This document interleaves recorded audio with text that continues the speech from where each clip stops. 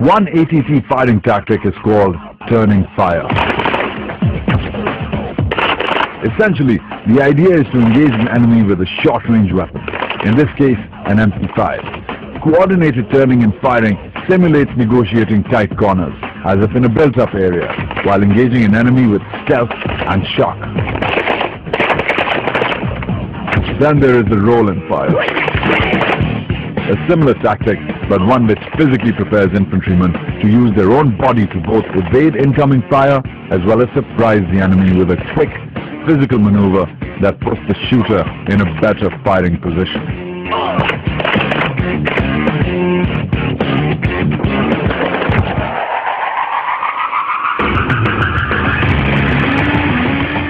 Then comes the moving fire technique, where a soldier has to engage a moving target as well as dodge incoming fire, simulating a situation where the enemy is on the go himself.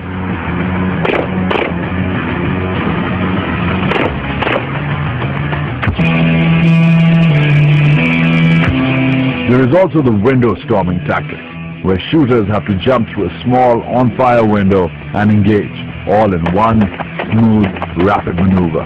The objective is to storm an enemy from an area he will not be expecting. And finally, one of the most challenging techniques when it comes to team coordination and physical ability, the car assault. Two shooters roll out of a moving vehicle simultaneously and surprise an enemy as they keep moving their positions to avoid incoming fire. But that's the practice. What about actually applying these firing techniques?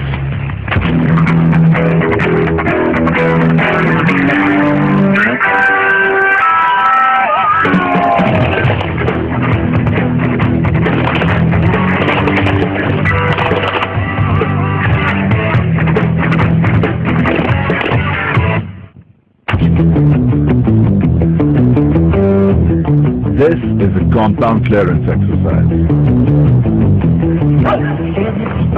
A section-level exercise deploying 12 men. The objective is to raid a building which is simulated to house terrorists. The section leader, a non-commissioned officer or NCO, is to lead the charge. As he takes off in a 1+1 formation, his partner is assigned to cover the exposed part of the building as another trooper rappels down, throwing in a mock grenade to stun the targets. A second soldier rappels through the window. He is the first one in the exercise to actually engage the enemy with a short-range MP5, and surprise is his greatest weapon. Using his body to evade vulnerable openings like the window, the section leader turns the corner and engages another enemy target. He then gives the room clear signal and is followed by a single shooter who rolls through a window in an action that is both evasive and designed for a shock engagement. The two window stormers now form a team as they move closer to the objective, the main hall of the compound. They first clear diagonal targets which pose a more dangerous threat because of their hidden angle. When they clear the hall, one of them continues to cover the target as the other provides backup, covering the main entrance. The heavy firepower follows, with a fire team detachment which moves in a 2+2 formation. The objective of this fire team is to clear the first two rooms, on the left and right of the long hallway. When the hallway is cleared, they move immediately, split in two, communicated ready to go to each other, and engage the enemy simultaneously. When done, they give a room clear call. That's a sign for the follow-up fire team, which also works as a single unit with the rear guard provided by the last soldier. They hear the first detachments all clear and move with the same technique to go further down and clear two more rooms. Once the enemy is engaged, the fallback is even more critical. Considering that the second fire team is the most vulnerable as it is the furthest inside the compound, they get to clear out first. The first fire team follows with the initial shooter who was covering the hallway all this time in the rear, still providing cover. All movement is coordinated by order. Communication is key and sequencing their engagement is vital. The mission is accomplished but not randomly. There is a method to the madness.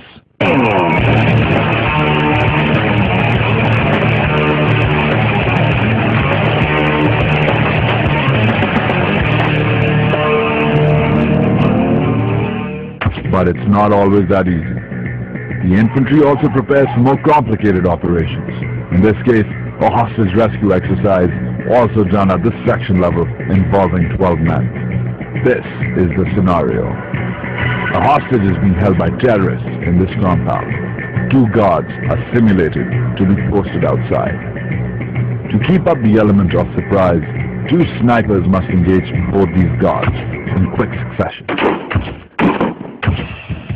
As soon as the guards are neutralized, a single infantryman charges the compound, but not to enter it.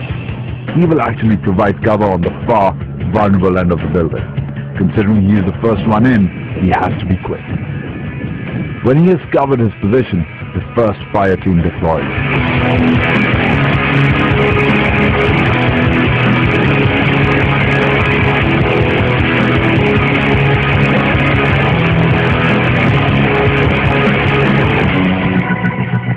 Moving in a 1+1 formation and equipped with what are called NBC or nuclear, biological and chemical warfare masks, the first fire team is responsible for breaking into the building. They engage in the main hall and give the all clear, immediately assuming a covering position. The second fire team, this time in a 2+2 formation, moves in. It splits into 2 and takes the rooms on the left and the right, engaging several targets. The hostage is in one of these rooms. Because each soldier has to cover his partner, the shooters stand back to back, having between them a 360-degree shooting radius for any further threats. But there may be other terrorists in the building. To ensure a safe exit for themselves and the hostage, they must eliminate all targets. As they give the room clear call, the third fire team moves in, also splitting into 2 units, and storm the adjacent rooms on the left and right. They engage their targets, give a room clear call, and are the first ones to fall back, followed by the second fire team, which is also carrying the hostage. The first fire team is the last to withdraw, moving backwards to provide cover from any remaining threats. Protecting the hostage is vital, so the first and third teams provide a security buffer during the fallback. But what about the snipers? They had been providing cover to the fire teams all along, but because they are not equipped with close-quarter combat weapons, the snipers cannot afford to engage the enemy at close range. The exit route has to be different. And it is. The first sniper rappels down from his position and quickly rushes to safety. The second sniper, who will be at risk if he follows the same route, takes a different one.